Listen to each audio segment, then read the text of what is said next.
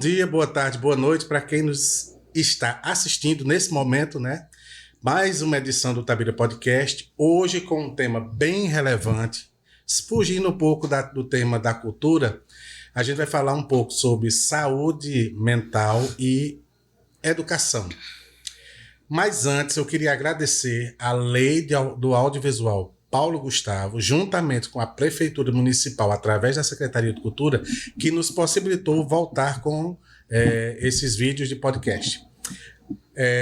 Então, sem mais delongas, né, vou apresentar a Mônica e Michele, né, que vão debater, né, eu só sou um mero leigo, a gente vai debater sobre esses temas, mas primeiro eu quero que cada uma se apresente.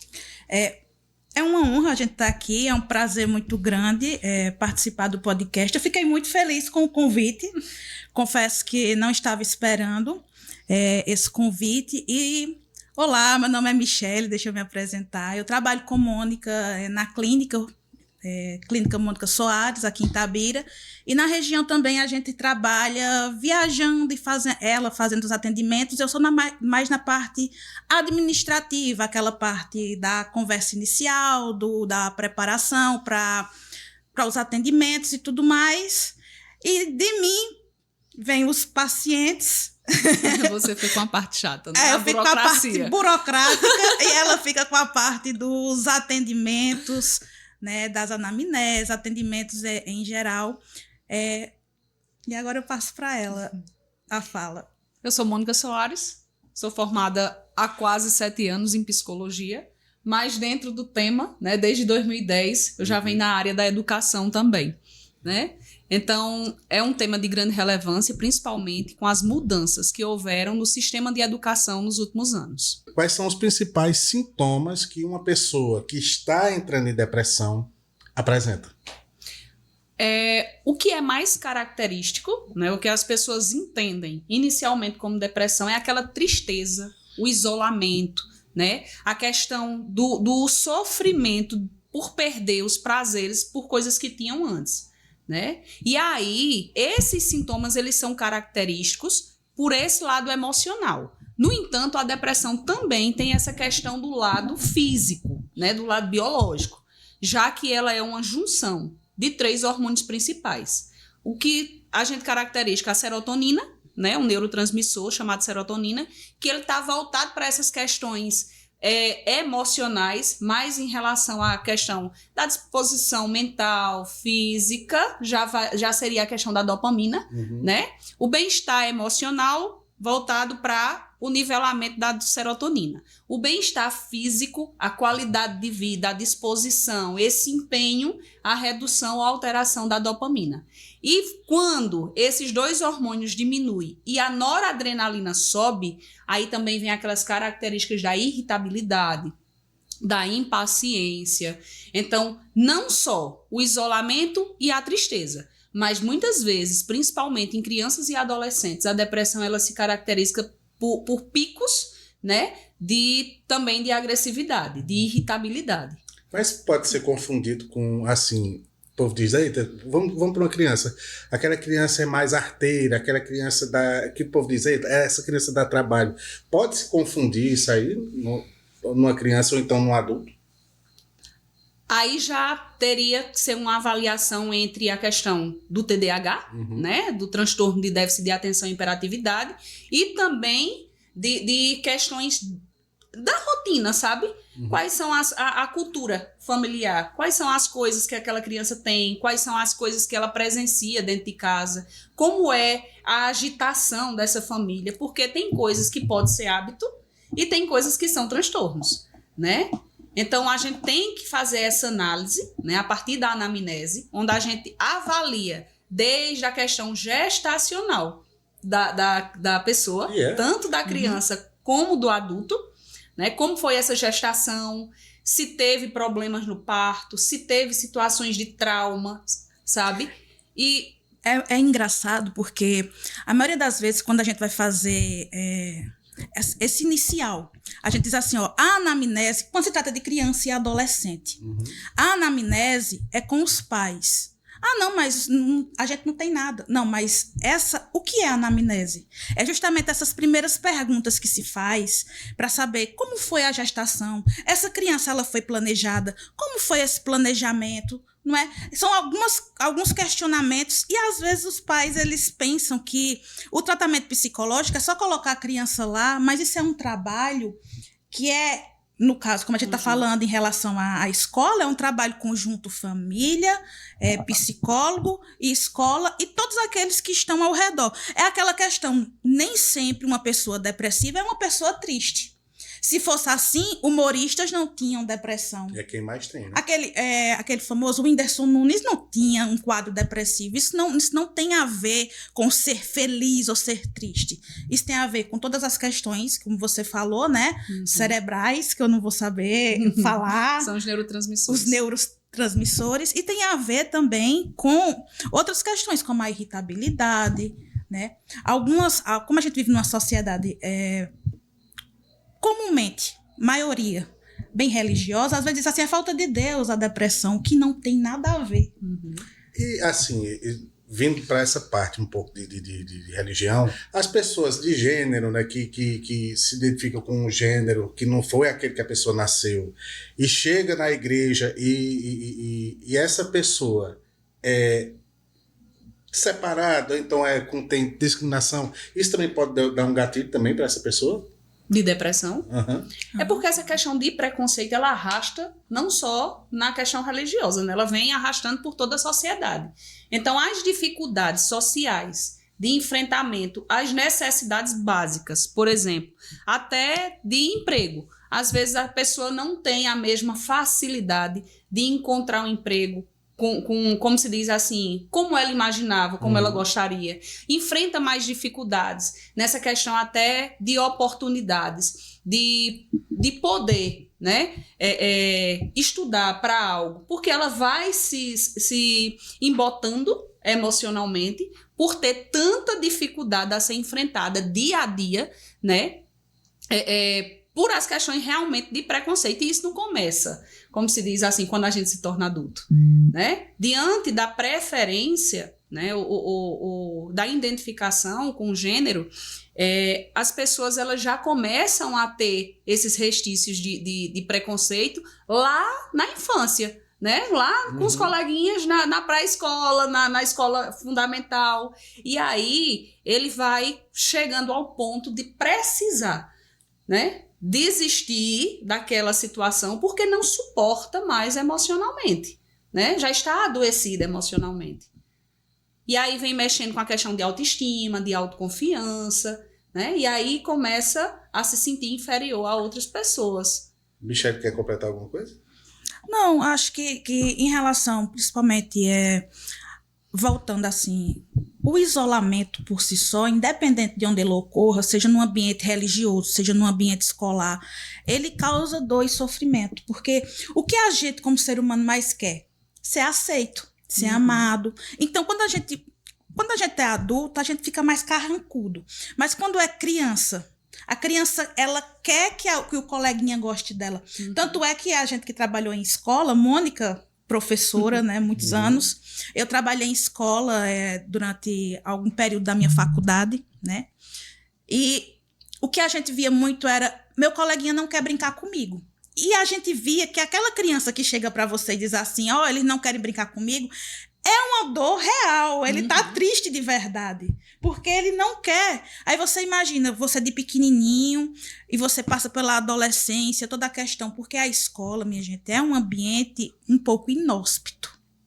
É um ambiente difícil, porque na escola você não vai ser querido por todos.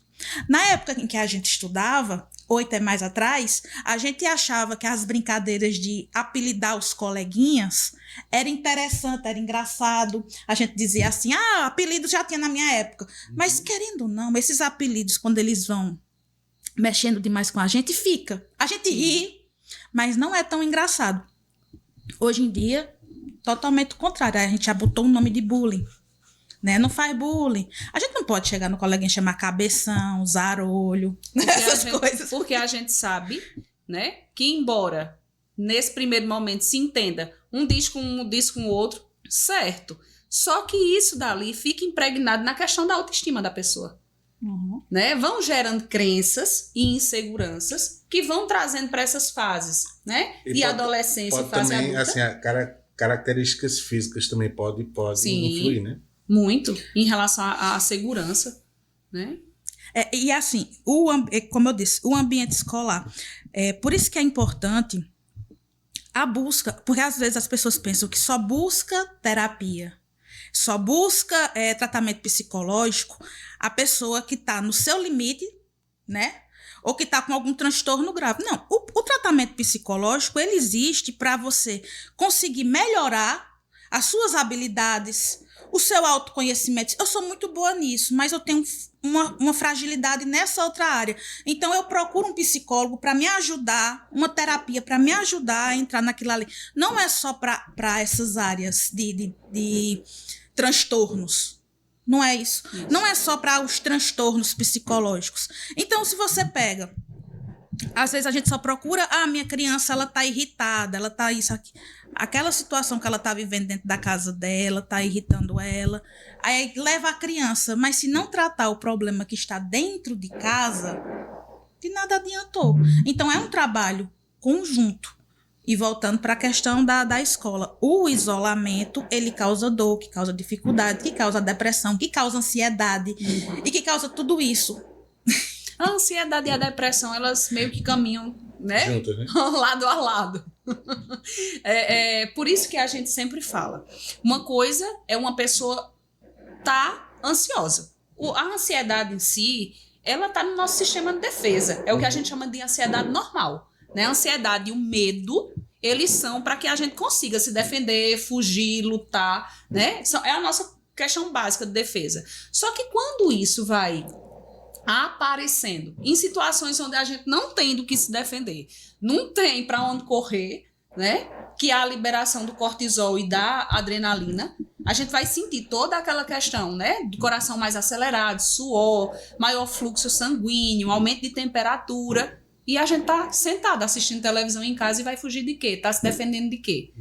Né? Então, essa questão da ansiedade patológica é o que a gente precisa trabalhar, né? Aliás, a gente precisa trabalhar a ansiedade normal quando ela começa a surgir para que ela não se torne patológica. Há uma pergunta que eu queria fazer para as duas, né? Cada uma na sua especificidade. Eu vou citar um exemplo meu. Essa semana, assim, eu muito preocupado com as coisas do trabalho. 2 dias eu tive que recorrer a tomar um ansiolíticozinho, né? Para poder eu conseguir dormir. Tanto eu como Lili, eu acho que ficou por conta que eu estava sem dormir, acabou... A gente ficou sem dormir, né? Aí, isso é uma coisa que, assim, possa ser que dá e passa, é uma coisa que não pode ser caracterizada de doença, ou pode ser, assim, eu estou dizendo por mim, não querendo pedir consulta, não é o caso.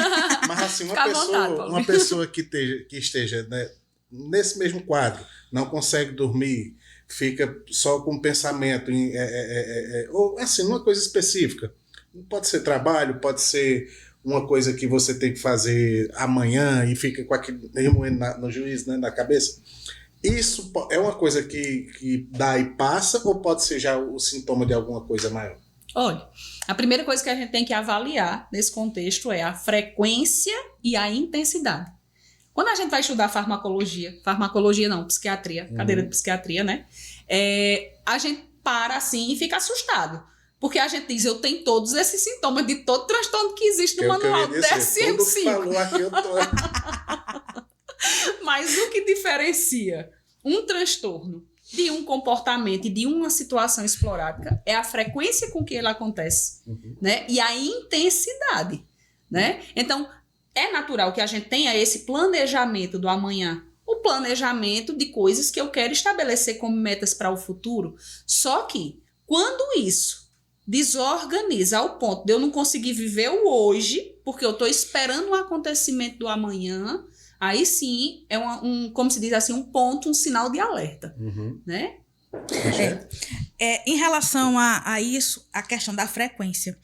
Se você tem esse sintoma todos os dias, ou se você tem pelo menos 3 vezes na semana um pico ansioso, você tem que procurar uma terapia, você tem que procurar um psicólogo. Por quê? Você passar 6 meses tendo isso, depois vira um transtorno. E aí? Transtorno. O transtorno é tratável, só que o transtorno não tem cura, né? Enquanto está no início dos sintomas ansiosos, é mais fácil você reverter. Em relação à medicação, muitas vezes a gente escuta assim, é para doido. A gente escuta muito isso. A psicóloga é para doido, quem está tomando remédio, fulano está doido. E não é. Existe um conjunto. Não se tem condições de você tomar a medicação sem um tratamento psicológico. Porque um complementa o outro. Se o psiquiatra, não é o psicólogo que passa, o psiquiatra passou uma medicação para lhe auxiliar nos seus neurotransmissores que estão com problemas. Só se organiza hormônio com hormônio. Com hormônio. É igual você tem, por exemplo, um problema cardíaco e seu médico diz assim, você precisa fazer caminhada. Mas você vai tomar isso aqui, esse remedinho aqui, todos os dias. Aí você diz assim, vou tomar o remédio e não vou fazer a caminhada. Você volta no médico, o médico vai dizer, você tá com o mesmo peso, você tá do mesmo jeito, você não tá fazendo a caminhada. Mas eu tô tomando remédio. Mas não tá. Ou então você não toma o remédio e faz a caminhada. Aí seu coração ainda não tá forte, porque ele não tá sarado. Aí você tá fazendo a caminhada, parabéns, perdeu. Mas seu coração ainda não tá. Então assim, eu tô usando essa analogia porque quando se trata de coisas físicas, um braço, uma perna, um coração, um pulmão, as pessoas entendem melhor, uma diabetes. Agora, quando se trata da nossa cabeça, as pessoas já levam logo para o âmbito da tá maluco, tá louco. E não é assim.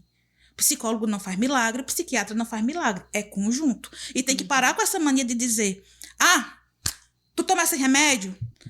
Eu não tomava. Porque às vezes acontece assim, Paulinho. As pessoas, elas têm tanto preconceito enraizado, tanto preconceito, tanto medo, que elas se fecham e dizem assim, o médico mandou tomar isso aqui. Mas eu não... Aí às vezes chega pra gente, principalmente pra mim, assim, que eu tô na recepção e diz assim, mulher, o médico mandou isso aqui, mas... Por quê? Por que esse medo? É um medo de ser apontado pelo outro como alguém que tem problema, né? A gente vê pelas buscas por tratamento. Por mais que a gente trabalhe com isso e veja que tem aumentado o número de pessoas que buscam o seu melhor, porque já estão entendendo que a terapia é para autoconhecimento, né? Para sua autoconsciência, para ajudar na sua expressão. Às vezes tem pessoas que têm muita dificuldade na fala, vai o quê? Treinar a oratória na terapia, vai treinar, não a oratória que eu digo com fono, não é isso.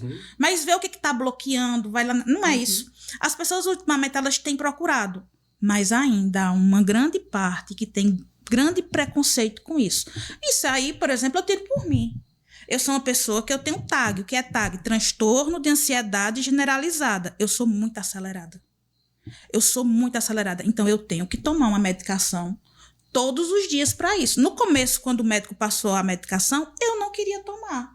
Eu disse, eu vou ficar viciada, eu tinha todos esses preconceitos. Aí precisa ter toda aquela questão, né? Todo um conversa, Essas né? medicações, né, ansiolíticos, eles não viciam.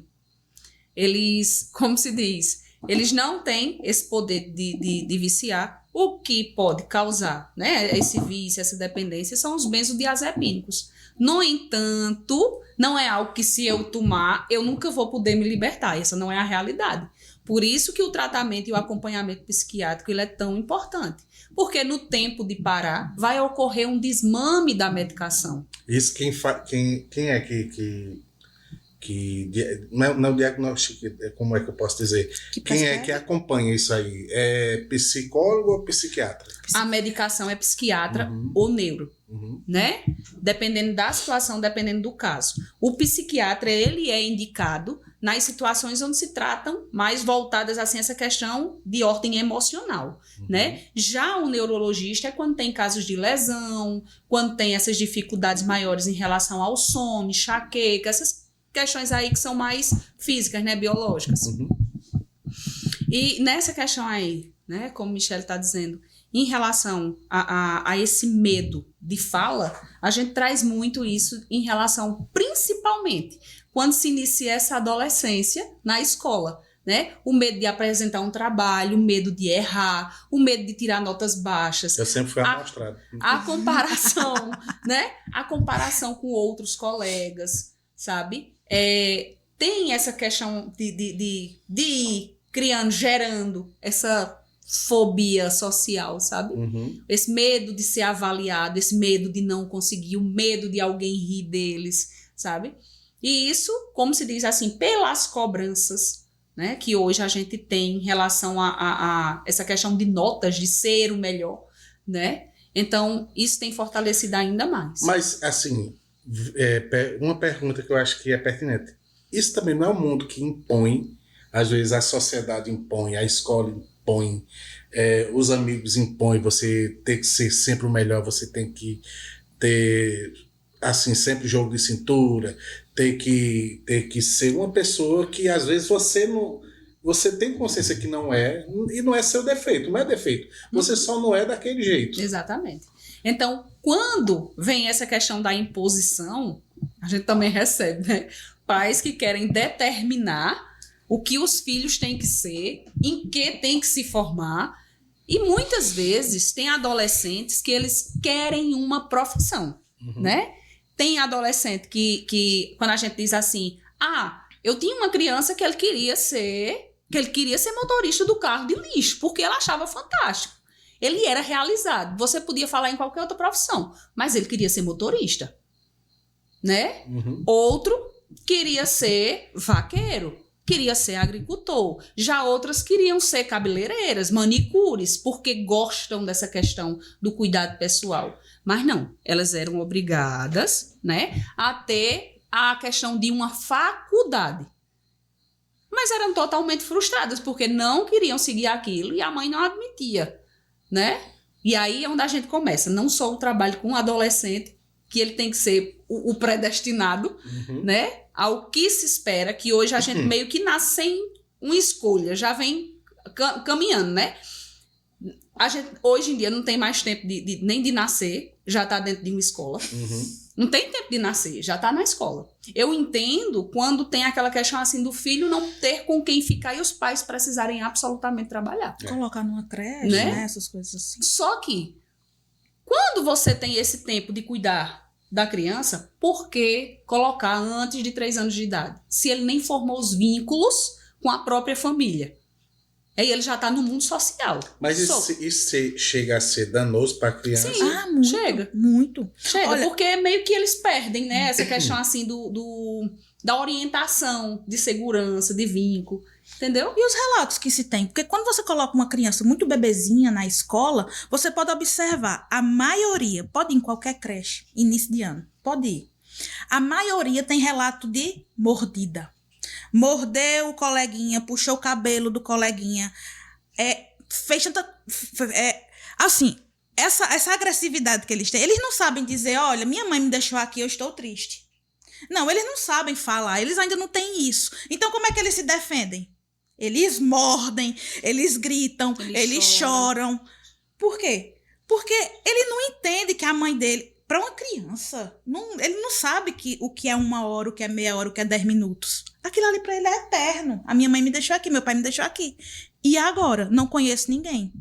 Então, assim, quebra-se aquele vínculo, ele tá num lugar totalmente inóspito, com pessoas que ele nunca viu na vida, então ele vai morder, ele vai... Agora, o que é mais absurdo é que os outros pais também não têm essa consciência. E fica com raiva. E fica com raiva de uma criança por ela ter mordido seu filho, e aí quer fazer aquele escarcéu e tudo mais.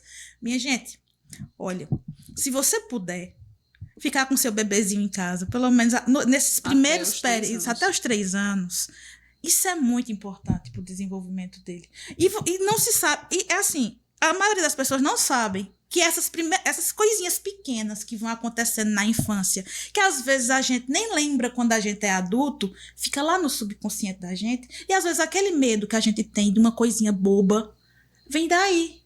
Vem dessa sensação de eu já fui abandonada, às vezes nem foi só esse choque de realidade, não é isso? E esse é um dos motivos pelos quais a gente trata tanto hoje na infância a ansiedade de separação, sabe? A ansiedade de separação do distanciamento dos pais, do distanciamento de casa, de não conseguir ficar sozinho, de não conseguir dormir sozinho, entendeu? Então, se ele pode perder, né, os pais a qualquer momento em um lugar onde ele ainda não conhece, né, que é a questão da escola nesses primeiros anos de vida, então ele também tem medo de ser abandonado no quarto dele e acordar de noite sem ninguém. E, assim, eu vou ter por mim, assim, um exemplo prático meu. Quando eu era bem pequenininho, assim, eu não sei se foi isso ou não, porque, assim, na minha época, quando eu era criancinha, né, quando eu tinha lá meus 4, 5 anos, não é como era hoje. A gente entrava até mais tarde na escola. Com 7 né? anos. Com 7. Mas mesmo assim, você dizendo agora, né, dessa questão de ter os medos, de ter medo de dormir só, essas coisas, pronto, eu mesmo vivi tudo isso. O medo de dormir só, eu acho que eu tive até bem grande. Eu sempre dormi com minha avó, dormia com meu pai, dormia com minha mãe. Até que um dia eu tive que dormir só. E aí, como é que fica? Como assim eu vou ter que dormir só? Não, eu não vou dormir só. Então, eu também tive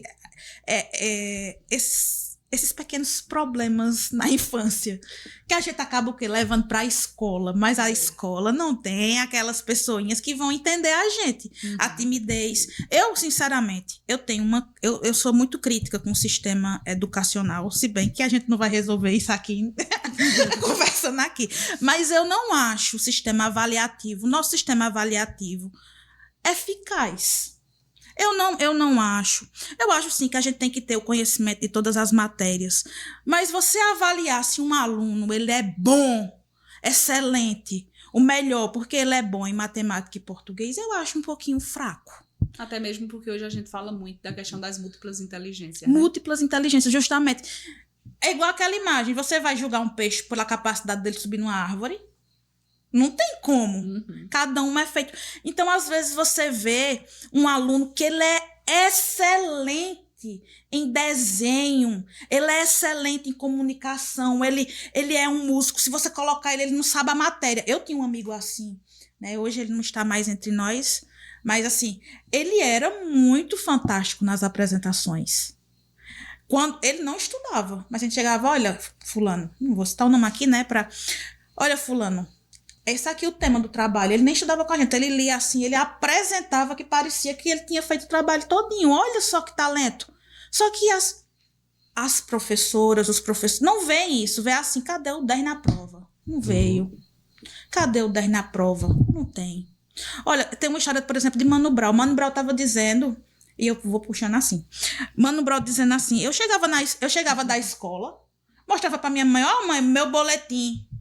Aí ela dizia nada. Quando eu chegava, que eu trabalhava na feira, que eu trabalhava e chegava com dinheiro, a mãe fazia uma festa. Então, para ele era melhor o quê? Estudar ou trabalhar? Trabalhar e ter o sustento. Trabalhar, né? porque era pelo que ele era incentivado. Então, muitas vezes é pelo que você está sendo incentivado. Qual é o incentivo? Cultura familiar. A cultura familiar. Qual é o incentivo que seu filho está tendo dentro de casa com você? Às vezes, minha gente, a gente espera que as crianças da gente cheguem só com 10, só com 10, só com 10. Eu já fui essa pessoa que eu queria que os meus chegassem com 10, que meus enteados chegassem. Mas depois de um tempo eu disse, não, eu não quero, eu quero que eles tenham paz. Esse set aqui tá ótimo. Tirou, não tem problema, a gente estuda para outra prova. Porque não é a prova que define a inteligência de ninguém. Porque... Eu tenho 2 exemplos para dar. Um que, assim, por conta que eu trabalho na educação, aí... Eu faço parte de uma supervisão, né, que é de célula da tecnologia da informação. E com os colegas CTIs, né, do Estado, né, que a gente se reúne várias vezes, assim, todo mês a gente se reúne, mas teve uma reunião que foi até presencial, que ele disse justamente isso. Teve um aluno lá que ele conseguiu hackear a senha dos professores, da internet dos professores. Ah, inteligência. E ele não é que ele hackeou, mas o que é que ele fez? Ele não passou para ninguém. Ele dizia, R$2. Me dê R$2 que eu dou a senha. Né? Comercializou, né? Não foi uma coisa certa. O que foi que ele na época, eu acho que ele trabalhava na escola, ele ainda não estava na GRE lá. Acho que a GRE é Floresta. Ele... Na escola, o que foi que ele fez? Pegou esse aluno, vem cá, botou lá e disse, você vai fazer agora isso, isso, isso. Ao invés de repreender, de dizer isso, teve ele teve a Claro, consequência, claro. teve conversado com ele, ó, não pode fazer isso, porque é até crime, você, né, já saiba que isso aqui pode ser caracterizado como crime, mas como você também tem essa expertise, então venha nos ajudar. E fizeram isso. Olha que bom, aí inseriu, já tirou ele da marginalidade. como se fosse. Mas é isso, é você incentivar a criança, o seu adolescente, no que ele é bom, sabe? Eu, por exemplo, eu tenho também outro amigo também que estudou comigo, não era o melhor da sala, não tirava nota boa, ficava em recuperação e tudo, e hoje ele tá ganhando meio mundo de dinheiro porque colocou um negócio com carros, trabalha com carros. E trabalha bem, minha gente. Será que está trabalhando o empreendedorismo nas escolas? O que é que está trabalhando nas escolas? Não adianta enfiar um tanto de matéria para os meninos. Não adianta. Se não tiver inteligência emocional, se não tiver esse cuidado emocional, não nessa adianta. questão do currículo, né? Vamos esclarecer para as pessoas não acharem que a gente está dizendo que escola não é bom. Não, não é esse o fato. Não é esse o ponto. Veja só. Antes da reforma, né, da educação, nós tínhamos as matérias básicas pelas quais nós somos cobrados até hoje. Se uma pessoa que está na escola, ela quer sair de lá e fazer uma faculdade, seguir uma profissão que precise de uma formação, né, de graduação, ela vai ser cobrada por português, matemática, história, geografia, química, física e aí por diante, né? Só que hoje houve uma redução drástica dessas matérias e que muita gente está saindo, muitos adolescentes estão saindo com a sensação de não saber o que realmente precisa, né? As outras disciplinas são importantes. Claro. Desde que não fosse retirado por aquilo que a gente vai ser cobrado. Né? E outra coisa que a gente precisa chamar a atenção é em relação a esse tempo dentro da escola. Sobrecargas. Sabe? Então, veja só. Uma escola, para que ela tenha condições de ser integral, né? Não é para pegar o menino de 8 horas da manhã e só soltar eles de 4, 5 horas da tarde dentro de uma sala sentado, escutando alguém falando o tempo inteiro. Eram para ter, se o objetivo era retirar das ruas, evitar a questão de marginalidade, de uso de droga, de todo mundo, então isso daí era para estar acontecendo. Matéria que é para ser cobrada depois, né? Que vai ser cobrada em Enem, que vai ser cobrada em vestibular, beleza.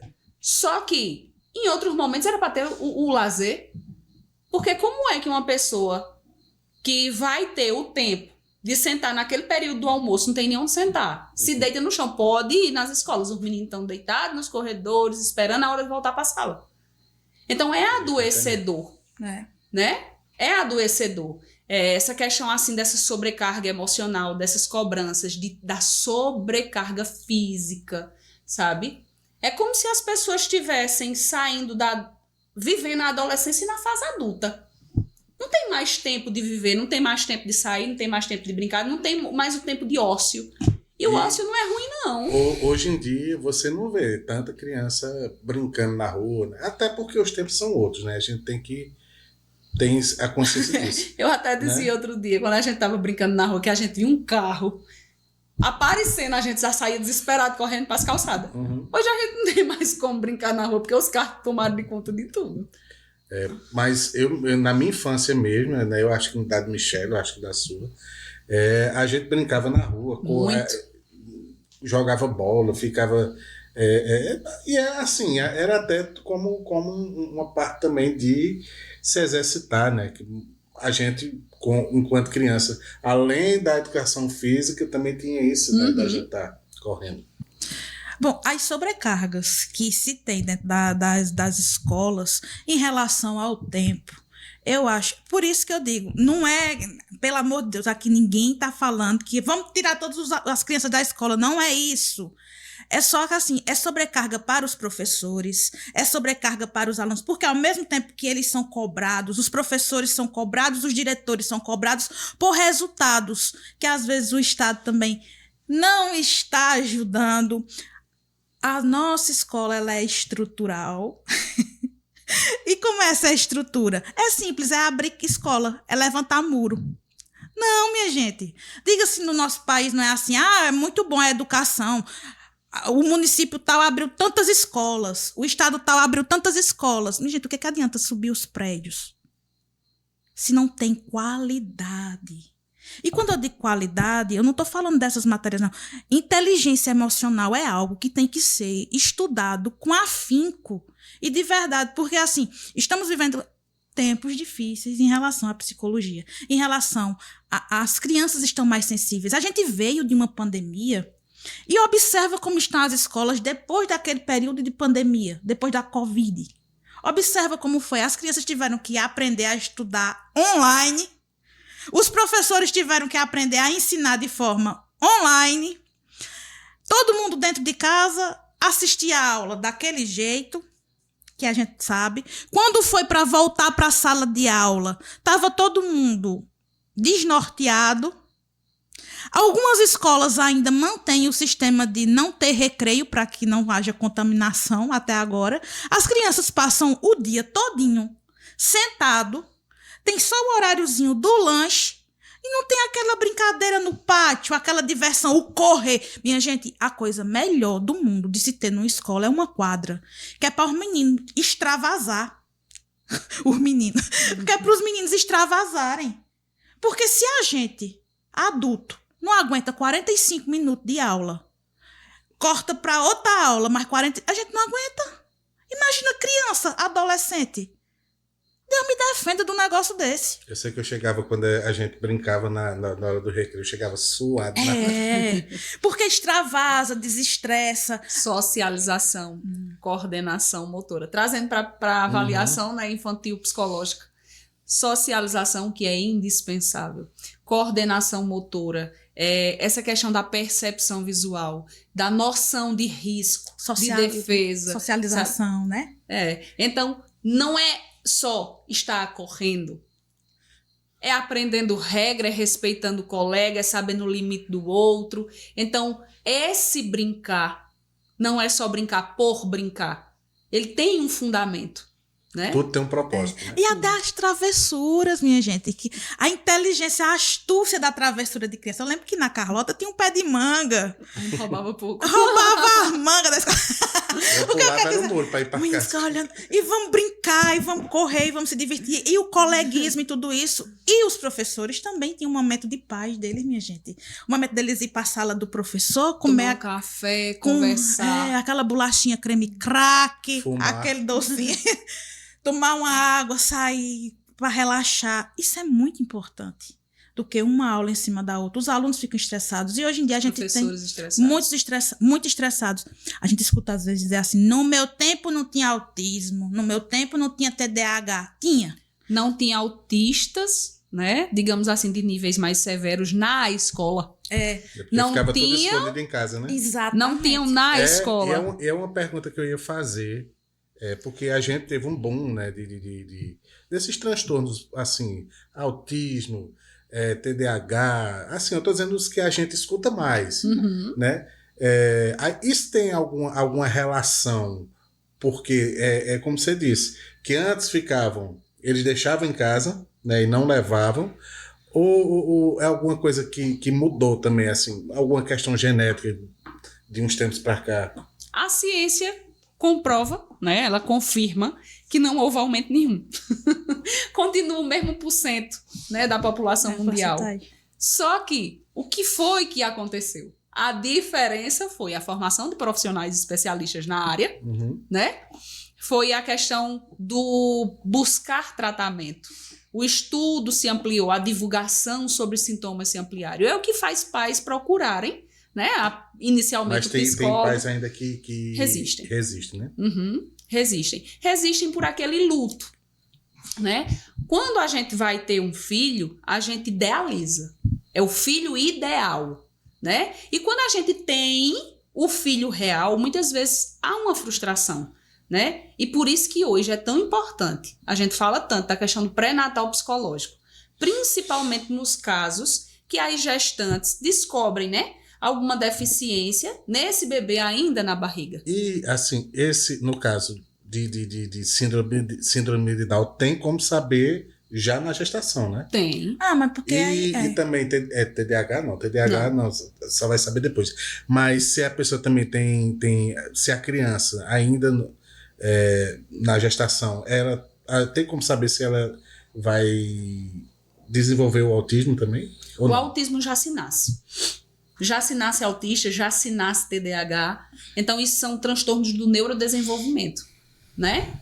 Não é porque mãe não foi afetuosa, né? Aquela questão da mãe geladeira, não foi questão de vacina, né? Então, nasce com essa questão. E para você entender, Paulinho, o cérebro do TDAH e do autista, ele não tem lesões. Nenhuma. Sabe? Por isso que uma das coisas que a gente pede, né, é que o médico que esteja acompanhando faça a questão assim de um exame de imagem para avaliar a estrutura neural, né, para haver um descarte de lesões ou de comprometimento na formação, né? Mas para que a gente atue somente na investigação, né, do comportamento, que o autismo, o TDAH são variações de comportamento. E tem graus, né? Tem. Tanto de um como de outro. Tem pelo grau de suporte, né? É tanto que até hoje em dia a gente evita falar nível 1, 2 e 3, aliás, leve, moderado e severo. Porque os autistas eles não entendem grau nenhum como leve, porque causa sofrimento, né? Principalmente os autistas de nível de suporte 1, que seria o leve, né? Eles têm dificuldade com a socialização, eles têm dificuldade na questão da interação, da reciprocidade, né? Então, isso causa um sofrimento. Então, não tem como ser leve, né? No entendimento deles. Leve pra quem, né? Não existe. Então, por isso que hoje, a linguagem que a gente busca ter é nível 1 de suporte, nível 2 e nível 3, né? Esse nível 1 é quando ele tem maior independência, tem os comprometimentos, mas tem uma independência maior, precisa menos de ajuda. E assim vai variando conforme o nível de ajuda que ele precisa. Tem uma série muito boa da Netflix que eu tô, assim, eu meio que abandonei ela porque foi a última temporada, eu tô meio, assim, sem querer terminar. Mas meu Deus, fugiu o nome da série, meu Deus, esqueci. Mas é de uma série de um autista lá que ele é independente, né? E ele tem todos os traços, né? Que é característico, né? Que você falou. E tem uma coisa que eu achei muito interessante nele, porque ele tem uma fixação em algo específico. No caso dele é pinguim. Ah, sim, a gente conhece essa série, mas eu também não lembro. Me fugiu o nome da série, mas uma série muito boa. Eu acho que tá na 4ª ou 5ª temporada. Quem quiser assistir é muito boa. Aí, trazendo para cá, existe mesmo isso de ter assim, de ter uma fixação, sim, né? Ter a questão da organização. É a questão do hiperfoco, né? O hiperfoco também é uma característica do TDAH. As pessoas acham que o TDAH é aquela pessoa que não tem atenção em nada. Mas é exatamente o oposto. Ele tem tanta atenção que ele se perde, sabe? Um pensamento puxa outro, sabe? Ele começa coisas. Ele é muito criativo. O TDAH, ele tem uma mente brilhante quando você consegue, como se diz, organizá-la. O TDAH. Sim, nessa questão. Porque, olha só, uma pessoa com um nível de criatividade que eles têm, de hiperfoco que ele pode ter também, sabe? No autismo também tem essa questão do hiperfoco. E quando uma pessoa é hiperfocada em algo, é muito complicado que tenha um ser humano dito normal que consiga chegar no nível de entendimento e de inteligência naquela área. Aquele filme Uma Mente Brilhante é um caso real, né? De uma pessoa dessa com a condição, né? Eu lembro o nome da série, Atípico. Atípico. Olhei aqui. E também tem uma advogada extraordinária. Ah, excelente. Que ela também. é hiperfocada nas baleias. Nas baleias. Essa questão, voltando e não voltando, porque estamos dentro do tema. Não sei se vocês já ouviram falar que lá agora, acho que ele é influenciador, não sei se é influenciador, mas ele ganhou as redes sociais, que é o Ricardo. O Ricardo seria tido, se ainda usássemos essa palavra, vou até colocar assim, severo na época. E na época dele, que ele já tem uns 40 anos, 30, não sei qual é a idade do Ricardo. Mas Dalva, quando ela recebeu, a mãe dele, recebeu o diagnóstico dele, não se tinha estudos sobre autistas, não se tinha falando sobre. Então ela fez o quê? O que eu posso fazer pelo meu filho? Vou colocar ele para estudar particular. Colocou para estudar particular, botou na natação. Ela foi buscando na fono. E hoje a gente vê o desenvolvimento dele, que não há quem diga que ele é 1 grau. Então, 1 grau severo ou nível 3 de suporte, né? Porque, na verdade, a Mônica já falou aqui sobre isso. Mas o que eu quero dizer é assim, antigamente as pessoas recebiam um diagnóstico, não sabiam como lidar com a criança, e principalmente no interior. Então colocava o quê? Num quartinho lá atrás, e aí se agrava. E quando chegava a visita em casa, às vezes até escondia, né? Era o que acontecia. Só que hoje em dia, com os estudos, o avanço da ciência, o avanço da psicologia, né? Todos esses avanços conseguiram fazer com que se inserisse na sala de aula, né? Os mediadores. As salas de educação especial. A sala de educação especial. Aí o que acontece? Mas na minha escola não tem procure, que tem que ter. Uma das coisas que a gente precisa chamar a atenção nessa questão da educação, né, do mediador escolar, ele deve ser escolhido, né, selecionado, a partir da necessidade da criança. Por exemplo, uma criança que tem mais dificuldade, ela é autista, TDAH ou qualquer outro problema, né? Assim, eu falo problema não, mas vamos dizer o transtorno, né? Ele precisa, por exemplo, ele tem dificuldades com a fala. Então, vamos buscar, né, estagiários, pessoas que estão fazendo a faculdade de fonoaudiologia para ser o mediador dessa criança. Ele tem problemas de comportamento. É necessário que, se fosse uma estudante de psicologia, problemas de aprendizagem, a estudante de pedagogia, entendeu? Então, tem que ser o acompanhante conforme a necessidade dele, do aluno, né? Para que ele consiga alcançar aquelas habilidades que ele não tem. Aí, assim, o ideal é esse, né, Maurinho? Mas a gente sabe, por exemplo, que a gente não está nem tendo profissional suficiente de fono nem de TO, né? Eu vejo isso muito também. Você falou que tem o acompanhamento, né, para criança. Isso eu acho que tem.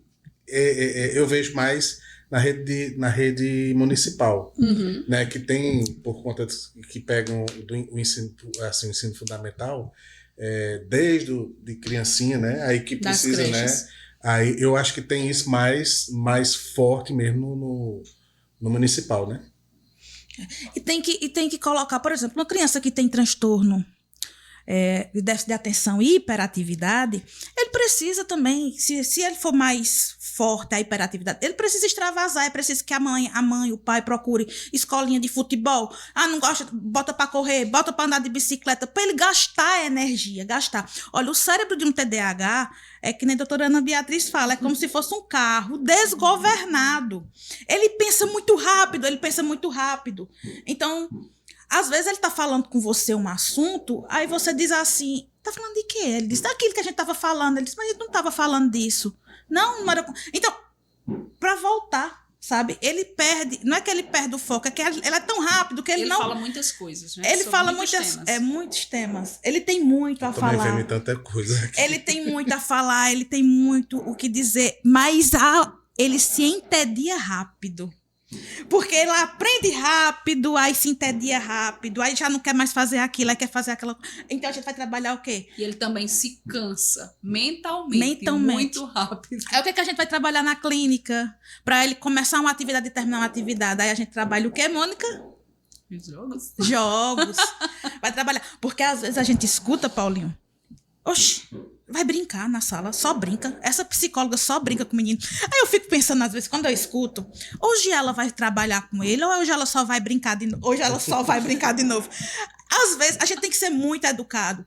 Às vezes eu tenho esse humor, eu fico pensando assim, será que ele pensa que a criança é para sentar na cadeira e dizer, olha, hoje, essa semana, foi uma semana conturbada, meu coleguinha tomou meu boneco do Homem-Aranha, eu não gostei, eu fiquei chateado. Não é assim que se trabalha com criança. Como é que trabalha com criança? Deixando ela à vontade. Você pega os jogos, não é isso, Mônica? Eu sei pelo que eu vejo no meu redor, mas você que trabalha melhor, como trabalha com as crianças? Olha só, se uma pessoa que não tem a formação na psicologia infantil, né, na ludicidade, ela pega um jogo da memória, ela vai, né, mostrar o jogo, montar o jogo, e ela vai virar da forma tradicional. Vamos encontrar os pares. Beleza? Isso é bom? É ótimo. Mas na terapia, o que é que eu estou observando? Eu estou observando a questão da memória, da atenção, qual foi a posição, a localização da peça. Eu posso sugerir aquela questão de orientação, colunas, linhas, sabe? Ah, você lembra? Não lembro. Você lembra que estava na segunda coluna, na terceira linha? Aí a pessoa faz... Entendeu? Então, estou trabalhando orientação espacial, orientação temporal, essa questão de respeitar a regra, de esperar a vez do colega, sabe? Então, na terapia, na psicoterapia, o brincar, né? É como eu costumo até dizer a alguns dos meus pacientes, eu sou a sua frustração. Né? Eu sou a sua frustração. Por quê? Porque eu quero fazer isso. Não, mas eu quero fazer do meu jeito. Eu disse, não, o objetivo hoje é esse. Depois a gente brinca desse outro jeito. Quem tem criança em casa, ou já percebeu a criança brincar, ou você às vezes pega o seu sobrinho pra brincar, às vezes ele não tem paciência de esperar. Minha vez! Não, agora é minha vez. Você vai trabalhar a paciência. Você jogou, pronto. Agora, e o controle inibitório. Controle, que às vezes quer fazer rápido, quer fazer, né? Pronto, você disse aí, controle inibitório. Pra gente que é leigo, o que seria? Assim, É o esperar o momento. Tirar um de cada vez, né? Pronto, um jogo que trabalha o controle inibitório perfeitamente. Não tem aquele jogo do pinguim que tem um gelinho, que tem um martelo? Sim. Pronto. Sim. Tem a roleta. Gira a roleta. Tem que tirar a cor e a quantidade que a roleta sugeriu. E ainda tem um de passar a vez. Eles adoram tirar, mas se passou a vez, vai ser a minha vez de novo. Entendeu? Então, eles têm que entender essa regra, esse respeito às regras, né? E aí, tem que tirar com muito cuidado. Porque o objetivo não é tirar as peças. É não deixar o pinguim cair, porque quem deixar o pinguim cair, perde. Aí, pronto, a gente começou num tema, veio para outro, né? Mas essa questão do controle inibitório, Paulinho, é uma das coisas que a gente tem que usar muito em relação à aprendizagem. Mas o que eu ia dizer é assim, é porque a gente, assim, eu tô gostando. Vai no porque, rio, né? Assim, eu fico olhando assim, e tô aprendendo muito. Mas tem uma questão que eu queria depois, assim, mais daqui a pouquinho abordar, porque eu acho uma coisa que eu vi, assim, diretamente, principalmente aqui, alunos, professores, né, que estão sofrendo com a parte psicológica, alunos que atentam contra a própria vida e que conseguem. O que é mais triste é quando consegue, quando atenta que consegue chegar a autolesão, né? Que consegue. Não, tô dizendo assim, quando ele atenta contra a própria vida, mas com algum que estava lá consegue salvar essa criança, né? Mas e quando não? Aí eu queria saber, assim, quais são, principalmente para quem está na escola, professores, educadores de apoio, diretores, quais são os sinais que ela tem que observar? Ela tem que observar a questão do comportamento, mudanças de comportamento, né? Os professores que têm maior contato com a turma, né? Eles conhecem mais aqueles alunos, eles têm que estar atentos, né? Às mudanças de comportamento, a isolamento, a picos de irritabilidade, a impaciência, a faltas, sabe?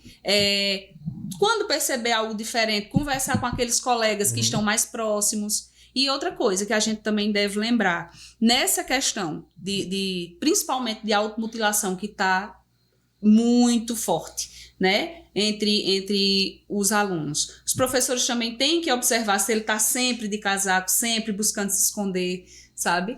Porque a automutilação, eles podem usar qualquer coisa que esteja no estojo ou que esteja em casa, sabe? Então, é preciso estar atento a esse diálogo, né? E os pais em casa também, né? Exatamente. Não, porque às vezes também a gente busca essas respostas no corpo e tudo mais, mas às vezes, de forma sutil, as pessoas pedem ajuda e a gente não percebe. Tipo, ô fulano, vem aqui em casa. Não, hoje eu não vou poder, não. Ô fulano, você pode, vamos tomar um café? Ah, não, hoje eu não vou poder, não. Aí depois acontece alguma coisa, a pessoa diz assim, mas você não me disse nada. Mas eu te chamei pra sair, eu te chamei. Às vezes a pessoa só precisa de você 5 minutos do seu dia. Às vezes você precisa... Dê atenção, faz a diferença demais. Tem uma série também muito boa, que é Os 13 Porquês, né? Sim. Que ela dá sinal. Aí ela, é claro, assim, é porque a gente tá vendo a série da perspectiva dela. Aí, vendo do olhar dela, aí a pessoa observa como ela dá sinais. Tem uma cena que ela o pai ou a mãe, eu não sei, dela que disse, queria pagar uma conta, não, deixa que eu pago. Aí ela pegou o dinheiro e botou em cima do carro quando foi perder o dinheiro. Aí assim, é complicado para quem é pai, para quem é mãe também, né? Porque quem passa é a pessoa. Sim. Né? Só que na série ela fica somando. E para culminar, quando ela vai conversar com o professor é quem... Eu acho que é o professor que dá a selada nela assim, para ela se decidir a tirar a vida. Aí é isso que eu queria também conversar com vocês, né? Porque vem naquela parte de dizer, é besteira. É só... tira isso da cabeça. Tira isso da cabeça. Eu queria que vocês, assim, nas suas propriedades mesmo, assim, conscientizassem. Uma fala que pudesse conscientizar pais, mães, responsáveis, professores, diretores, né, sobre isso. Uma coisa que a gente tem que botar em evidência é que uma pessoa ela não faz uma tentativa, ela não comete uma tentativa por um único evento. Então ele vem arrastando situações. Geralmente, né, vem com problema familiar, vem com problema na escola, né, na questão assim do bullying, da rejeição, de tudo isso. E como se diz assim, por mais que essa pessoa venha tentando, né, mudar, chega um momento que ela cansa e ela quer se isolar, né? Então, esses socorros que a pessoa tá pedindo, tá passando por bullying, então vamos sentar todo mundo. Por isso que existem programas anti-bullying, mas parece que não estão funcionando, sabe? Parece que não estão sendo... Tá aquele negócio assim, semana do bullying, vamos lá, todo mundo bota um cartaz. E serve de quê? De nada. É como tem no ano, né? Tem a semana do maio, eu acho que é maio amarelo, né? Eu não me lembro, não, maio amarelo é sobre o trânsito. É setembro, né? Setembro, que eu acho que que é da saúde mental. Prevenção do suicídio. Mas eu acho que isso tinha que ser... Janeiro branco. Isso tinha que ser uma coisa que... Não é no mês. Tem que ser o ano todo. É contínuo, sabe? Então, quando eu digo assim que uma pessoa vem com mutilação, que ela vem com uma tentativa, então ela já está com uma série de coisas lá atrás. Eu acredito que a frase mais cruel que você pode dizer para qualquer pessoa é: isso é besteira. Não é. E é o que eu escuto muito. Se a minha dor é porque você bebeu um pouquinho da minha água e está doendo em mim, se a dor é minha, como é que você vai dizer que é besteira? Você não sabe o que eu passei. Você não sabe o que é que eu carrego. Você quer saber a minha dor? Calça a minha sandália. Não tem essa frase que é assim? Então, assim, às vezes, eu vou dar um exemplo. Eu não sei nisso. Eu vou dar esse exemplo. Olha, Mônica estava em uma palestra, não vou citar o lugar, nem o nome, nem nada. E uma pessoa que estava nessa palestra, e eu estava com Mônica nessa palestra, e eu faço a parte da palhaçada, do humor, vamos, né? Eu gosto de levantar as pessoas, né? Vamos lá, quem tá cochilando, não sei o quê. Tinha uma pessoa em específico que ela tava cochilando. Eu disse assim, bora acordar, bora despertar. Gente, eu não falei nada demais, eu falei isso. Passou a palestra e todos rindo, comendo, não sei o quê. Terminou a palestra, essa pessoa saiu do local que estava, se isolou e começou a chorar muito. Muito, muito, muito, muito, muito. Depois eu soube que a palestrante, uma das palestrantes, no caso eu, pensou que eu não estava prestando atenção. A outra pessoa, ele pensou, essa pessoa fez isso. Então, sentiu a dor. Uma fala minha. Michele, então eu vou ter que ter cuidado sempre que... Não é também assim. Também não pode falar mais nada hoje em dia. Se o que você for falar for magoar alguém, é melhor não. Se sua fala magoar alguém ou alguma minoria, é melhor você ficar calado. Nesse quesito, era uma pessoa que já estava machucada. Então, eu tenho culpa de ter causado a dor nela? Não, eu não tenho culpa, porque não foi intencional nesse quesito. O que acontece a partir do momento que ela sentiu aquilo, você não pode repetir. Não posso repetir. Não posso repetir porque eu sei que aquela pessoa vai passar por isso. E qual é o sentido da gente? Acolher. Numa sala de aula, se tu tem um aluno que ele tá triste, cabisbaixo, é uma pessoa que é comunicativa e tudo mais, de repente, acolha. Às vezes essa pessoa não quer falar a dor que tá passando, às vezes porque tem vergonha. Aí eu vou perguntar uma coisa. Aí pode acontecer o inverso também? A pessoa que era bem contida, aí num quadro desse, assim, de algum gatilho, e dá o inverso. Passar a chamar mais atenção. Sim, com certeza. Pode. E aí onde a escola, percebendo esse comportamento, chama os pais, né? Fala sobre a questão das emoções, das percepções, né, de oscilação de emoção e busca um atendimento, busca um tratamento, sabe? Eu acho muito importante, né? Isso que a gente está conversando aqui, porque é na escola que começa a vida do adulto, da pessoa. É na escola que inicia tudo. É com tem aquele dito popular: a escola é a segunda família, que é porque todo mundo tem. Você passa mais tempo na escola do que com seu pai, com sua mãe. Né? E eu acho que tem que ter essa atenção, que eu acho que tem que ter esse olhar para certas situações não acontecerem. E às vezes também, a gente também tem que ter adulto. A gente é adulto, então a gente tem que tomar a rédea da situação.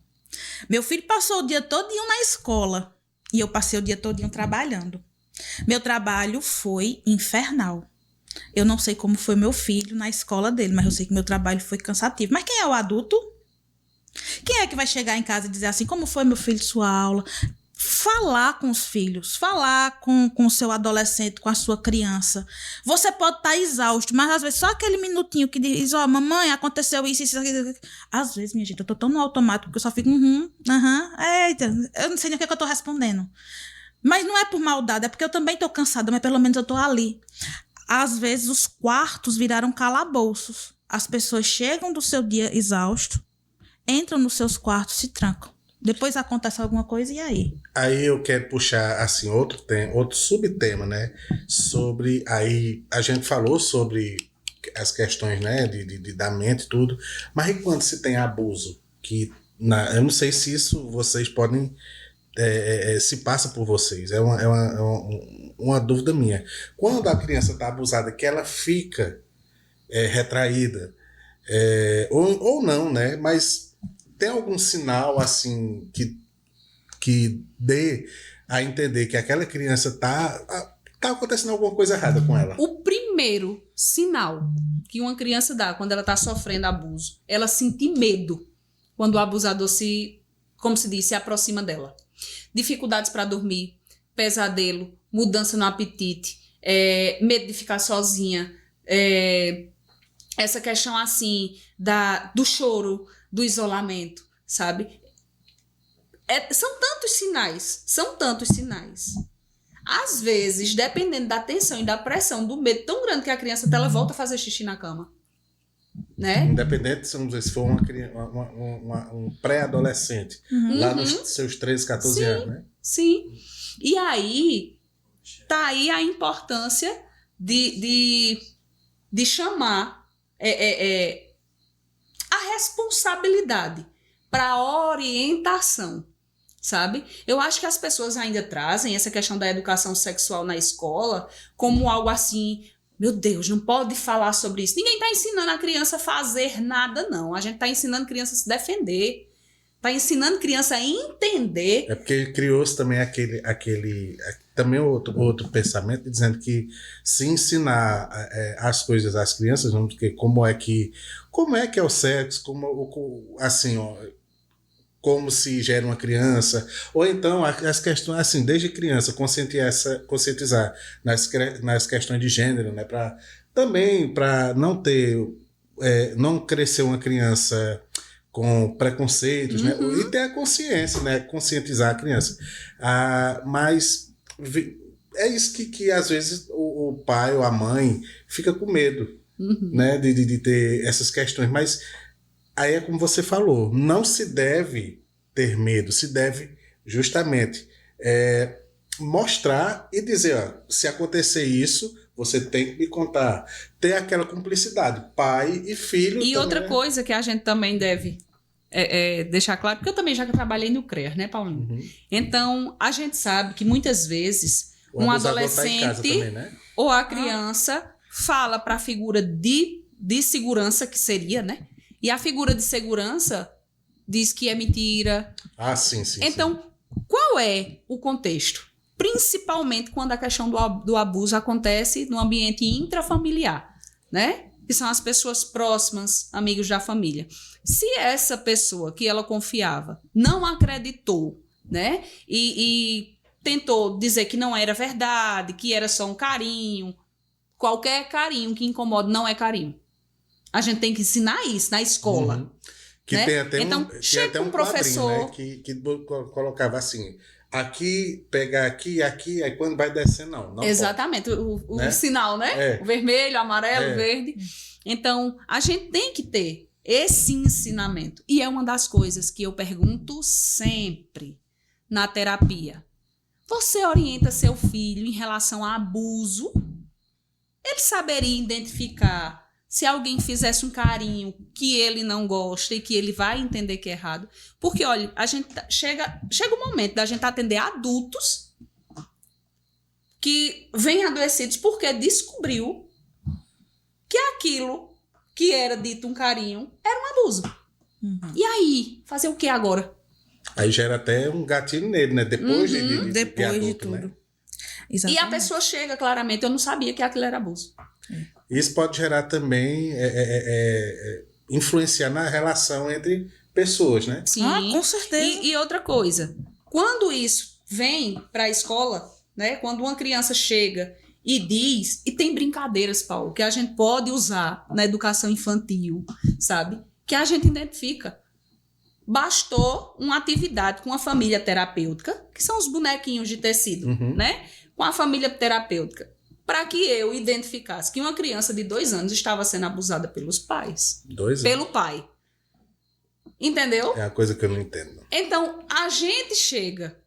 Paulo, olha, eu sempre digo assim, eu atendo muitos casos, mas tem casos que me sabe, mexe com minhas emoções. Então, essa situação, você chega, né? Chega para a família, fala. Aí tem que fazer a questão da denúncia. Isso quando eu trabalhava no serviço público, né?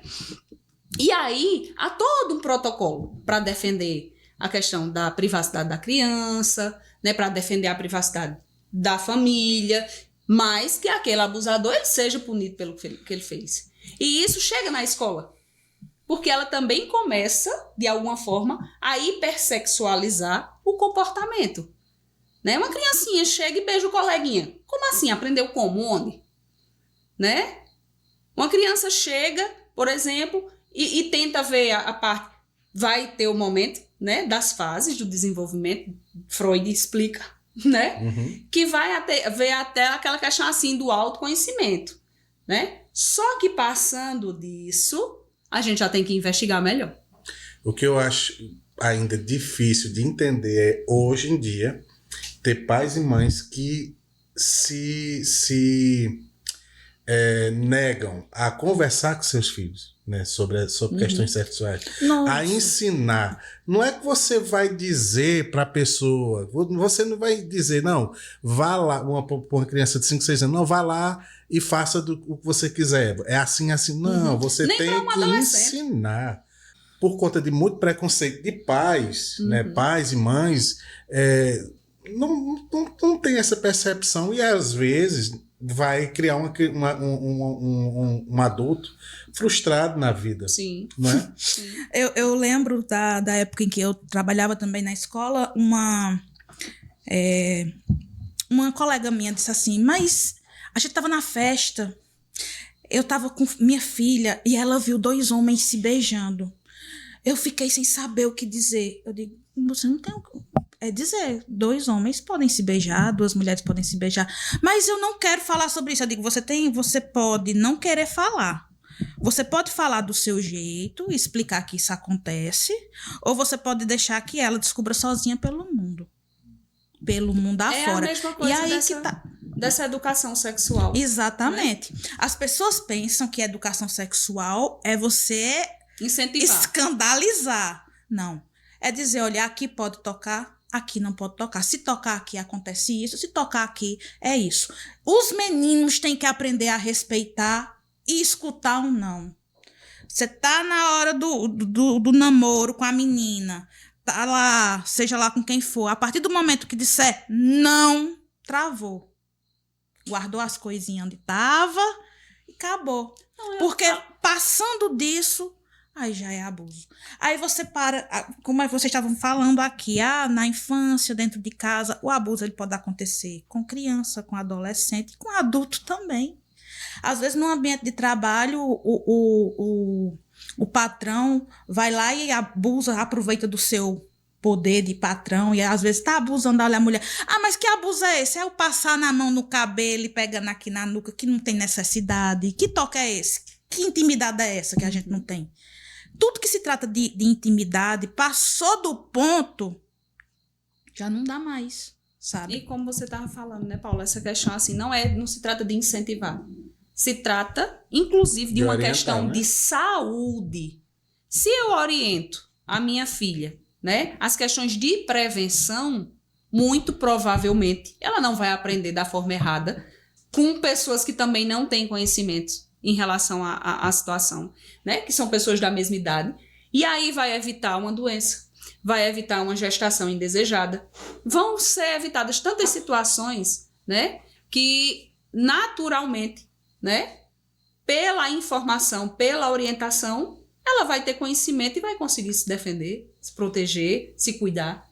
Aí, para completar essa questão do abuso, o que é, assim, qual é um conselho a mais que você daria para o pai, para a mãe, né, para quem está com essa pessoa, ou então para a própria pessoa, como você disse, às vezes eu acho que você não disse isso, às vezes você está numa situação de abuso que você também não identifica que é um abuso.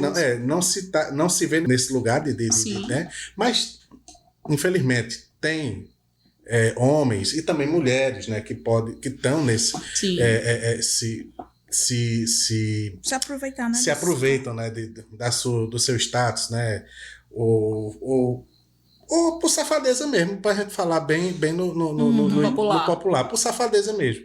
Aí tem alguma coisa a mais que você queira completar? Nesse caso, entra até na questão do direito, né, Michele? Imediatamente tem que haver o afastamento do abusador, como se diz assim, se for um abusador que esteja no ambiente intrafamiliar, ele tem que ser retirado, ele tem que ser afastado da criança imediatamente, criança, adolescente, e ela precisa estar em acompanhamento, tanto psicológico, né, e dependendo do agravamento emocional, também psiquiátrico. Vindo para o lado técnico, para o lado clínico da coisa, né, existe também aquela pessoa que não é porque ela quer, mas sim por conta de uma doença, algo nela. Essa questão da pedofilia. Não tem essa condição da pessoa ter essa predisposição a fazer esses atos de abuso. Sim, olha só. O manual dos transtornos mentais, né, as pessoas até às vezes se indignam com essa questão, porque se trata, né, de um transtorno mental. Pode ser, que a gente chama de parafilias, né? A questão da pedofilia, a questão do exibicionismo, a questão do sadomasoquismo, a necessidade de ver o outro sofrer, de ter o poder sobre o outro, né? Uhum. E outras situações também pode ser por essa questão do contexto cultural, né? Que a cultura em si, como se diz assim, ninguém está dizendo que a sociedade está incentivando ou, digamos assim, tornando como menor a questão do abuso. Não. Mas quando a gente fala de cultura pessoal, cultura familiar, quando se naturaliza tanto o contexto de menosprezar o outro e gerar essa questão de poder, né? Hoje, por exemplo, não menosprezando o contexto musical, mas até há uma comparação de pessoas, por exemplo, que têm um contexto, como é que eu posso dizer sem ser... Sem ferir alguém.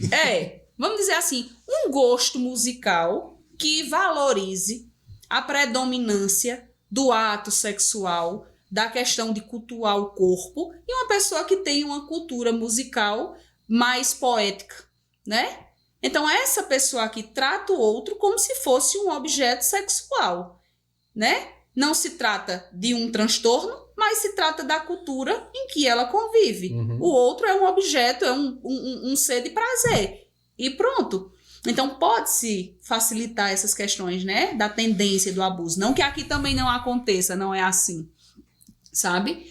Mas essa questão de como se trata, de como naturaliza, também conta muito. Olha, e não significa que não vai ser penalizado. Por exemplo, um pedófilo, um sociopata, alguém que tem essas parafilias, não é porque eu sou diagnosticado, ou às vezes busca até o diagnóstico depois que fala. Interessante que depois que acontece o crime, todo mundo tem problema psicológico. É interessantíssimo. E eu sempre digo, reze para entrar numa cadeia comum, mas não reze para entrar no presídio manicomial, não. Não sai. Sinto muito, mas não é porque você tem algo assim que você não vai ser penalizado. Vai ser penalizado, sabe? É de se buscar ajuda. Uma forma muito simples que se tem de salvar adolescentes é a mãe cheirando ele. Porque é interessante que o cheiro de uma mãe, a proximidade que a mãe tem com o filho. Se você é uma mãe presente, você é uma mãe que chega e abraça seu filho, você cheira, você já sabe ali, não tem cheiro de álcool, ufa. Se você é uma mãe que olha seu filho, de vez em quando olhe para ele fala, o que é, mãe? Não, olhe para ele, veja se tá tudo ok, se tá tudo certinho nele. Esses dias, não, já tá com um tempinho já, o da gente chegou com um machucado. O que foi isso? Foi eu brincando com uma coleguinha, umas unhas, brigou com um gato. É importante olhar essas coisas, é importante perguntar, sabe? É importante você se fazer presente. Eu sei que muitas vezes existe uma dificuldade e aqui também a gente também não pode ter uma visão romântica das coisas. A gente sabe que muitas vezes no contexto familiar onde tem mais violência. Sim. E quando eu digo violência, eu não tô falando nem física, é psicológica. É um pai que chega alcoolizado, brigando com a mãe na frente do filho. Que confiança eu vou ter de falar com meu pai o que eu tô sentindo, se ele não respeita a minha mãe, ou vice-versa, é uma mãe que, meu Deus, eu já presenciei a mãe chamar o filho de burro, esse jumento, esse jegue. Você quer que seu filho lhe chame de senhora? Não precisa, hoje em dia não precisa os filhos pedirem a benção aos pais, não precisa, isso era coisa de antigamente, não precisa meu filho me... Precisa. Não é pela religião, é pelo respeito. Não é pelo respeito, é pelo carinho. É o carinho do benção-avó. Vai pra onde? Me dê um cheiro. Cadê o cheiro? Não tá tendo cheiro. É como eu tava dizendo lá no começo, os quartos viraram calabouço. Todo mundo entra no seu quarto, se isola e acabou. Não, minha gente, bora investigar. Bora investigar. E adolescente é bicho astucioso. Ele coloca no Instagram dele. Você olha lá e diz, meu filho não faz nada, mas ele tem um danado de um Dix, que é outro Instagram, que você não vai ser nunca aceito. E ele vai colocar tudo que os coleguinhas, eles vão fazer tudo em segredo, e você não vai saber. Então, pelo amor de Deus, se você estiver criando seu filho certinho, o que ele coloca lá naquele Instagram que você não tá, vai ser só coisas assim pessoais, mas graças a Deus não vai ser ele pelado. Porque você tá criando ele bem. E se for, bora investigar porque que ele tá tão precoce nisso, aí, né? Uma questão, né, que até eu já briguei com o Thales com isso. Briguei, assim, querendo acertar. Fiz aquilo querendo acertar. Que é sobre a privacidade do adolescente, da criança com o celular. Até onde o pai pode ir, o pai ou a mãe, ou o responsável pode ir, e até onde é aquele negócio, onde começa e onde termina a sua imposição como pai, como não querendo que ele seja assim, não querendo tirar a intimidade dele, mas querendo ver assim questões que a gente falou de abuso ou coisas que ele possa estar fazendo errado, como se drogando, se cortando, né? Como é que a gente pode tratar isso? Quando você vê mudanças no comportamento. Se você está acostumado, por exemplo, seu filho chega, senta na mesa, conversa com você, almoçam, tomam café, jantam juntos, né? E agora seu filho está mais tempo vidrado no celular, escondendo o celular, senhas mirabulosas que ninguém entende, né?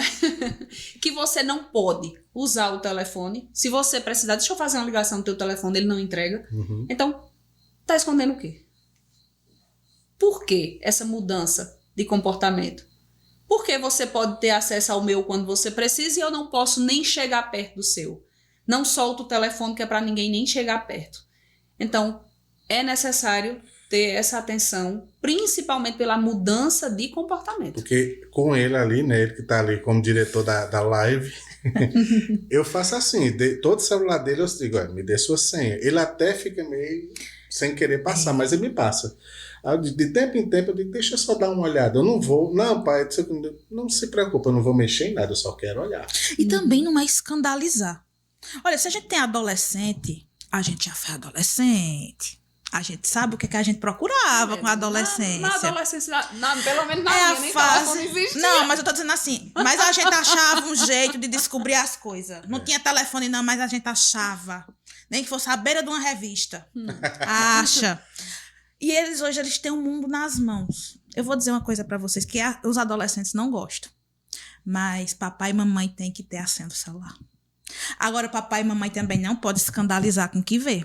Eu tenho um filho de 16 anos, aí eu encontro uma coisa, nudez. O que é isso? Não sei, e vai brigar com o menino, pronto. Não, meu filho, o que é isso aqui? Que tá parecendo uma revista. Que exagero é esse? Vamos diminuir essa frequência? É saber a forma de conversar. Agora, se você vai escandalizar, o menino tá conversando, tá tendo uma paquerinha, uma conversa, aí você vai ver, conversa por conversa. A intimidade é de... Não, minha gente, não vai. A não ser que seja uma coisa que lhe ofereça uma incerteza, né? Um risco, né? Como tem muito caso de pedofilia também que entra pelas redes sociais, né? Tem pessoas que se passam por, assim, pessoas barbadas, bem, com idade bem considerável, né? E que se passam por adolescente para conversar com Exatamente. Em jogos online. É a satisfação do pedófilo, jogos online. Porque é onde ele mais captura. Agora, se você souber criar, se você souber incentivar, se você olhar os jogos que tem no celular do seu filho, já vê, tigrinho, não, isso aqui não presta, já tira. Você tem que orientar. E se você encontrar uma coisa que não escandaliza, conversa. Não vai logo partir pro cacete e tudo mais, não, porque aí fica pior. Porque se ele não fizer no celular dele, ele faz no computador, ele faz no tablet, ele olha no celular do amigo dele. Minha gente, eles arrumam. Olha, o cão é astucioso. E uma criança acha que é muito mais. Olha, os meninos, eles arrumam o que fazer. Eles arrumam da chave. Então, se eles tiverem confiança em você, de dizer e tudo mais. Se você também tiver a confiança de entender que aquilo ali é da fase de descobrimento, que aquilo ali não é nada, aí você consegue. Agora, você pegar a conversinha que ele tá tendo com a paquerinha, com o negócio, e destrinchar conversa por conversa e tudo mais, dependendo da idade, dá exagero. Depois de 17 para cima, deixa a intimidade. Agora, eu coloco essa cidade assim. De risco, é necessário. Eu coloco essa cidade assim, essa cidade vem da minha cabeça. Por exemplo, a gente tem uma de 11 anos. Essa daí, meu Deus do céu, a gente olha tudo no celular dela. A gente abre até a bateria, se brincar. A gente olha até, não é? Porque a gente sabe que tem gente adulto safado por aí. Não é que vai buscar nada. Mas a gente nunca sabe. É o cuidado, então, né? Que a pessoa olha, um exemplo bobinho que não tem a ver com rede social nem nada. Esses dias eu fui buscar na escola e ela tinha saído da escola e ido pra padaria. Chegou na padaria, ela toda vida, a avó trabalha no comércio, é negociante. O pai tem uma lábia boa também, negocia também, né? Ela chegou na padaria com 70 centavos e perguntou se podia comprar um pão de queijo. Com esse valor. Ela foi negociar com uma mulher da padaria. Tinha um senhor que escutou e ofereceu para pagar um lanche para ela. Aí ela pegou o lanche e tudo mais. E depois, o que aconteceu? Meu coração foi pros pés. Eu fiquei transparente. Porque que homem é esse que oferece um lanche para a menina? Pode ter sido com intenção ou sem intenção. Qualquer coisinha assim é perigoso. Eu não vou orientar. Porque... A primeira coisa que eu tenho que dizer é não aceite nada de estranho. Nada. Porque assim, a gente vive num mundo tão doente que até uma boa ação, que pode ter sido também só uma boa ação. Aí a gente tem que ter cuidado, né? Mas sem um adulto, sem eu ali olhando, podia ser objeto. A gente não pode arriscar. A gente não pode pagar para ver.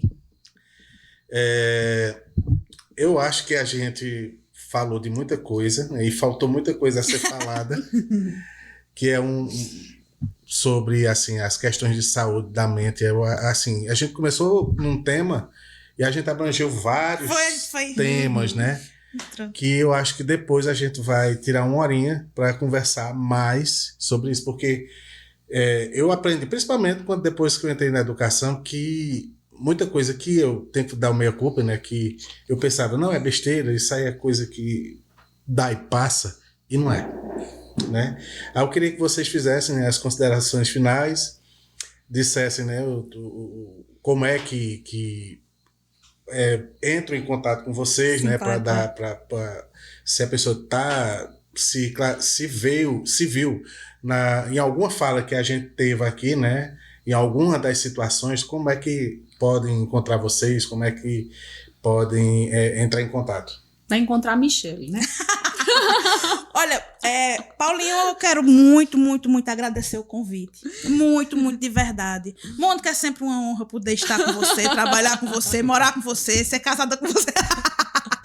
É sempre uma honra a gente participar assim junto, ter esses momentos. A psicologia, né? Eu, como Mônica agora, embora eu seja bacharel em Direito, mas como eu trabalho na parte administrativa da clínica e eu acabo vendo muitas coisas, a gente acaba aprendendo por osmose, por ver, né? Por insistência. E tudo no mundo a gente precisa. Eu acho que depois, Paulinho, a gente poderia falar um pouquinho também sobre a saúde dos professores, né? A saúde desses profissionais, já que a gente está nesse tema de escola. Acho que em outro momento, eu já estou nos convidando a voltar aqui, porque foi muito bom, foi muito proveitoso, né? A gente está aqui com você, com o nosso diretor, Thales, ali.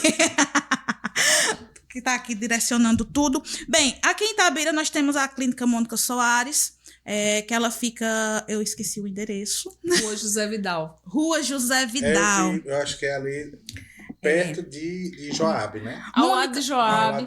A mesma rua de Marlúcio das Flores. Mônica tem uma demanda muito grande aqui em Itabira e a gente resolveu abrir um espaço, né? Para ela, e temos outros profissionais também na nossa clínica. Nós temos a fono, que é Juliana Teixeira, que ela é muito conhecida. A gente sempre busca o melhor, né? A gente também tem Luana, que é outra psicóloga, né? Luana Tenório, ela está com a gente também. Nós temos também a nossa psicopedagoga, que é Micaele. Então, assim, a clínica ela está de braços abertos para receber você a hora que você precisar. Pode entrar em contato comigo para os agendamentos de Mônica. E as meninas também podem entrar em contato comigo, que eu passo o contato delas. O telefone é 879-9901-5076. Ou também tem o e-mail da clínica, clinicaMonicaSoares@gmail.com. E uma pergunta que eu faço. Terminou de dar o e-mail já? Porque eu às vezes eu atravesso. Eu sou pior que o Fausto para embolar. Mas é bom que é dinâmico. Aí, eu acho que é uma pergunta pertinente, né? Aí eu preciso fazer esse acompanhamento, mas eu não quero ser... eu quero ter minha privacidade toda aqui, né? Uhum. Aí vocês também cuidam disso, né? Com certeza, com certeza. O que a gente muitas vezes vê é que as pessoas, elas não querem que as outras pessoas saibam que está tendo tratamento psicológico pela sociedade no todo, né? Infelizmente, para alguns ainda isso é um tabu. Então, a gente também trabalha de forma online, para aqueles que não querem se deslocar até a clínica. E também em relação aos atendimentos psicológicos, não sei se eu estou falando muito rápido, é o seguinte, é por horário marcado. Nos dias que Mônica está atendendo, a gente marca por horário, a gente deixa um horário reservado para cada paciente, e é 45 minutos a 1 hora. Aí você imagina assim, pronto, eu tenho um atendimento 8 horas da manhã, ele vai se encerrar 8h45. Mônica encerra o atendimento, a pessoa vai embora. O próximo paciente, ele não vem às 8h45, ele vem às 9 da manhã. 9h45, já para evitar essa confusão que pode ter na recepção, os encontros. Se ocorrer algum encontro, às vezes pode acontecer, não há que se preocupar com isso. Porque o que acontece dentro daquela sessão, fica dentro da sessão. É que nem o confessionário, né? O ambiente, ele é Código totalmente... de ética garante o sigilo. Garante o sigilo. O ambiente é totalmente isolado. Às vezes, quando é com criança, eu vou dar um exemplo. Quando é com criança, as mães querem participar da sessão, e às vezes a gente tá ali, ela diz assim, eu posso ficar na porta? Aí eu digo, pode não. Eu vou dizer, Thales fez lá na clínica, lá na Samed. Eu ficava puto da vida, que eu perguntava, Thales, o que foi que tu disseste? Eu não posso dizer. Aí, posso ficar na porta? Pode não. Mas e se eu ficar, que eu digo, olha, isso aí é violação do sigilo do profissional. Isso aí é uma garantia. Esse sigilo não é só para o paciente. As pessoas pensam, não, é só para o paciente, para ninguém saber. Não, é para o psicólogo também. É uma forma do psicólogo também poder trabalhar com aquela pessoa. É uma defesa do psicólogo e do paciente. A gente não pode invadir o espaço dos dois. Está ali os dois e ponto, acabou. A única situação assim que os pais podem entrar, né? É se a criança for muito pequena e ela ainda não conseguir ficar sem eles. Né? Até que ele vá conseguindo pegar confiança, segurança no ambiente, conhecendo o ambiente, né? Pegando o vínculo terapêutico, que depois eles vão conseguir entrar só. Por quê? Porque criança na frente dos pais é uma coisa. É uma coisa. Uhum. No ambiente terapêutico, né? Eles tendem a seguir mais as regras dali, sem tentar lhe enrolar. Eu me lembrei de um exemplo, assim, que é justamente isso. Tem um colega meu, que eu não vou dizer o nome dele, que ele quando ele tinha que fazer um tratamento lá, que eu também, se eu disser o que é, vão saber quem é. Mas ele lá, ele tinha que passar pela parte da psicóloga, psiquiatra, não sei dizer, para poder fazer esse tratamento, né? Chegou, assistente social. Aí chegou lá e ele pensando, fez uma brincadeira, eu apanho da minha mãe, apanho do meu pai, meu pai e minha mãe falou um monte de coisa, tudo mentira. Minha Nossa Senhora. Aí lá vai o povo atrás do pai dele, da mãe dele. Tem que ter cuidado, é perigoso. E se isso acontece no CREAS, aí tá perdido, coitado dos pais. Aí, Mônica, dê agora suas... Não, mas só para encerrar. Aí, Mônica, ela atende criança, adolescente e adulto. Aí a gente tem Luana Tenório, que é a nossa outra psicóloga. Ela atende criança também, adolescente também, adulto e idoso. Porque, assim, às vezes as pessoas esquecem da saúde do idoso. O idoso, ele tá naquela fase de demência, esquecendo um pouquinho as coisas. Começa, às vezes não é nem por demência, às vezes é a estafa. Você tá tão cansado do dia a dia. E quando eu digo... A não aceitação da aposentadoria. A não aceitação de sair do emprego. Então, tudo isso é muito importante que você procure o tratamento e a ajuda. Às vezes a gente escuta assim, não, mas eu só quero se for Mônica. Minha gente, é uma psicóloga da nossa confiança e é uma psicóloga que trabalha junto com Mônica. Então, assim, às vezes a gente escuta, né? Ah, mas eu só quero fulano. Calma, tem que também dar oportunidade aos outros também e ver que os profissionais, eles são realmente capacitados. A gente não ia colocar qualquer pessoa na clínica. Mônica também atende em Afogados, né? Na nossa região aqui, ela também atende em Afogados, lá no Clinical Center.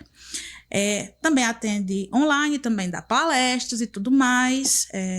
Para entrar em contato, já deu os contatos. Aí de novo aí, porque eu vou colocar na descrição. Muito bem. Aí, para agendamentos, o telefone 87999015076. O e-mail clinicamonicasoares@gmail.com. Pelo Instagram, Clínica Mônica Soares. @Clínica Mônica Soares, pode nos seguir lá. Lá a gente coloca direitinho todas as informações referentes à clínica. Eu estou 24 horas disponível para atendimento em relação a agendamentos, né? A gente vive numa profissão que a gente não pode deixar o celular no silencioso, não. A gente quer às vezes, mas nem pode. Outra coisa para a gente completar sobre a clínica é na mentoria, né? Para profissionais da educação, tanto para pedagogos como para psicopedagogos. Nós temos a Adna Siqueira, né? Sim, que ela faz mentoria online para ajudar a pessoas que estão recém-formadas ou que querem ingressar nessa área da clínica, né? Como aplica os testes, como selecionar testes, correções, né? E até algumas planilhas digitais, né? Dos testes, da correção automatizada, ela já oferta, né? Nessa questão da mentoria. Isso está na clínica de vocês, né? Sim. E é bom também explicar o que é esses testes. O que é esses testes? Que teste? Porque matemática, português? A gente se forma, né? Eu digo a gente, porque eu também me formei, né, em licenciatura, me formei em matemática, e aí a gente não tem noção de que o professor, ele pode, e tem uma variedade de testes, né, testes, escalas, instrumentos em geral, que podem ser aplicados com os alunos, né, e aí... Para identificar o quê? Para identificar autismo, inclusive um dos testes, que é o MChat, ele é obrigatório no sistema de saúde, né? É lei, mas a gente não vê a aplicabilidade na questão da pediatria. Todas as crianças que passam por avaliação pediátrica hoje deveriam ser avaliadas pelo MChat, que é um teste de rastreio para o autismo. Mas a gente não vê esse uso. Isso na educação você está dizendo? Assim, sim, na pediatria, né? Na entendi. pediatria. Mas quando a gente vê uma diferença no comportamento, comportamentos mais repetitivos, algumas resistências, e que a gente vá percebendo traços de autismo, tem a questão do MChat, que é um teste de rastreio, né? Tem a questão do guia Portage, que ele é específico da educação pré-escolar.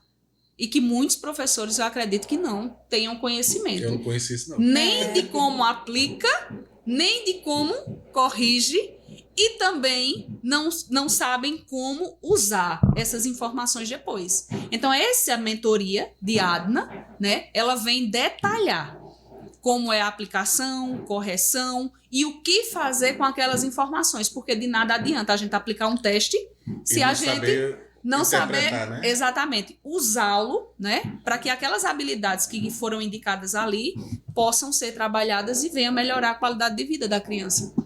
Então, são uma série de testes que ela vai ensinando, né, para diversas habilidades, para identificação de autismo, TDAH, de baixas habilidades escolares, variações de comportamento para saber identificar se é uma dificuldade de aprendizagem ou um transtorno de aprendizagem, sabe? Então, ela vem com esse apoio, né, na clínica. A Adna foi também uma mentoranda de Mônica, né, Mônica? Então, assim, deixando os ensinamentos, né? E é muito importante que a gente busque sempre o tratamento psicológico, desmistificando ele, certo? O tratamento psicológico é para qualquer pessoa que queira melhorar sua habilidade, seu autoconhecimento, para quem tem transtorno, quem não tem transtorno, é para você qualidade melhorar para sua qualidade de vida. E assim, você viver, porque a pessoa diz mente sã, corpo são, né? Mas você tem que ter a junção dessas duas coisas, né? Para você ter uma plenitude na vida, ser uma pessoa feliz, alegre, ter suas capacidades, capacidades não, você ser hábil a fazer cada serviço, né? E também reconhecer quando você não tem aquilo, você não sabe fazer aquela coisa. Exatamente. Admitir, né? Porque ninguém é dono do conhecimento. Tem uma coisa que eu digo à minha mãe direto, que ela diz, não sei fazer isso. De minha mãe, a senhora não sabe hoje, mas se propõe a aprender, Exatamente. Todo mundo, na verdade, ela tem capacidade de aprender a fazer qualquer coisa. pode não fazer bem, Mas qualquer você coisa. faz. Dedicação, esforço, estudo. Só que assim, o ruim é quando a gente é cobrado para fazer sem a gente querer. Mas a gente querendo, a gente consegue fazer qualquer coisa. Bom, eu confesso que eu não imaginava que eu ia aprender tanta coisa. Muita coisa que vocês falaram aqui ficou Que bom. impregnada em mim. Assim, eu espero que quem veja esse vídeo, quem veja esse podcast, ou então quem esteja escutando, bota lá para escutar, aprenda alguma coisa sirva para a vida dela, que foi como eu falei com o Genildo. Se uma pessoa só vê o meu vídeo, com o que eu conversei com o Genildo também foi muito bom, foi quase 1h30 conversando com ele. Se um vídeo meu fizer a diferença, eu já ganhei o dia, já ganhei né? Eu tento fazer minha parte do meu modo, e vocês fazem a parte de vocês, né? Com certeza. Para auxiliar, porque eu acho que as questões da mente, para você viver bem, eu acho que é importante. Você não vive bem quando a cabeça não está bem. Uhum. Olha, eu tava escutando, a gente tá nas Olimpíadas, né? Olha, a gente vem encerra e volta. Mas aquela Raíssa Leal ganhou medalha de ouro, não foi isso? Foi ouro ou prata? Não sei, ela ganhou bronze. Fui longe. Então, ela disse que eu faço terapia 2 vezes na semana. A Raquel também, que tá ganhando muitas medalhas, né? A ginasta olímpica. É Raquel? Raquel Andrade? Ou a Rebeca? Rebeca Andrade. Ela também acompanha os esportes, né? O tratamento psicológico dentro dos esportes. O tratamento psicológico dentro das escolas. O tratamento psicológico dentro da sua área de atuação, na sua empresa, né? O tratamento psicológico. O apoio psicológico faz com que você desenvolva tantas e tantas habilidades. As pessoas dizem assim, oxente, mas eles treinam o ano todinho para... É 1 minuto de prova. Eles treinam 1 ano. Mais de 1 ano. Treinam uma vida para 1 minuto de prova. Teve alguém que falou que os 100 metros rasos, né, que é a prova mais rápida que tem. E dizendo, você treina tudo para... Em 10 segundos, menos de 10 segundos, você ter o resultado. E às vezes a gente espera resultado das nossas crianças, dos nossos adolescentes rápidos, imediatos, e a sociedade é toda ansiosa, e a gente quer coisa rápida. Olha só que exemplo a gente está tendo agora. Uhum. Né? Vamos desenvolver essas habilidades. Então, finalizando, né, eu queria que Mônica desse suas considerações finais, né? Michele já fez o comercial completo. Ela é responsável por a minha parte burocrática. Eu não sou muito... Essa parte aí eu sou meia frágil nessa área aí, nessa habilidade. Ainda bem que tem Michele. Oxe, tu já pensou? Eu só gosto de ficar com a parte boa, que é atender, que é trabalhar. Ela toma aí conta do burocrático, do difícil, né? Mas eu fico muito agradecida por ter sido convidada. Já aceito vir falar, né, dos professores, da saúde mental na questão dos professores, né? Até mesmo por também pertencer a essa classe de profissionais. E hoje a gente percebe um adoecimento, né, do grupo. E eu acredito que seja relevante, né, para a gente também não ter só aquele ponto da cobrança, mas do enxergar o outro, né? Nas suas múltiplas funções, nos seus múltiplos papéis. Bom, Muito bem. Mais uma vez, obrigado. Né? Assim, eu vou ser, como é que eu posso dizer? Chovendo molhado, dizer que eu gostei muito.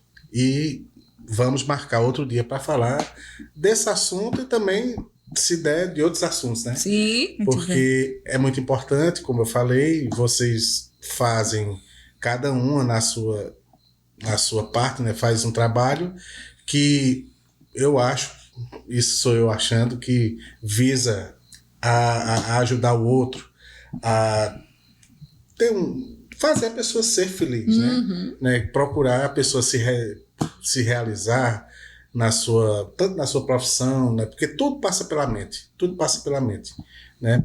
Mais uma vez, obrigado, né? E a você que está aí, né? Se você se sentiu tocado, ou então se você está precisando de algum auxílio, você procura essas duas aqui, tá certo? Pode procurar. Que, né, a gente viu aqui a expertise das duas, né, que você vai ser bem cuidado e bem amparado, né? E se Deus quiser, curado, né? É isso aí. Disso. Que eu não sei se eu posso dizer com cura, mas eu acho que o tratamento em si visa uma cura, né? Muito obrigado, né? Boa noite a todos, bom dia, boa tarde, eu não sei qual é a hora que você está vendo esse vídeo, e até a próxima oportunidade. Tchau.